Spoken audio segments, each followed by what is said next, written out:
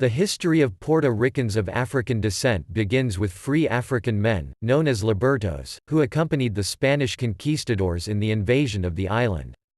The Spaniards enslaved the Taínos, many of whom died as a result of new infectious diseases and the Spaniards' oppressive colonization efforts.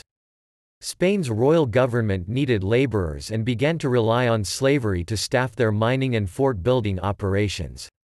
The Crown authorized importing enslaved West Africans.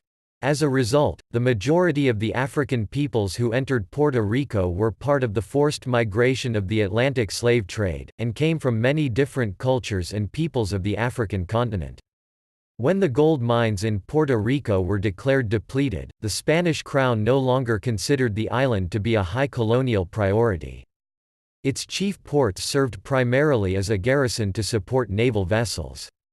The Spaniards encouraged free people of color from British and French possessions in the Caribbean to emigrate to Puerto Rico, to provide a population base to support the Puerto Rican garrison.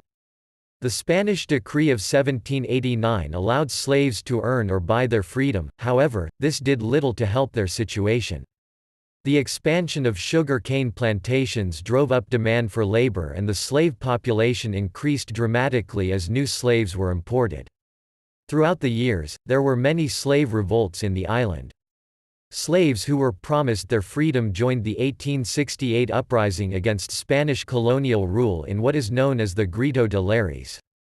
On March 22, 1873, slavery was abolished in Puerto Rico. The contributions of ethnic Africans to the music, art, language, and heritage have been instrumental in Puerto Rican culture.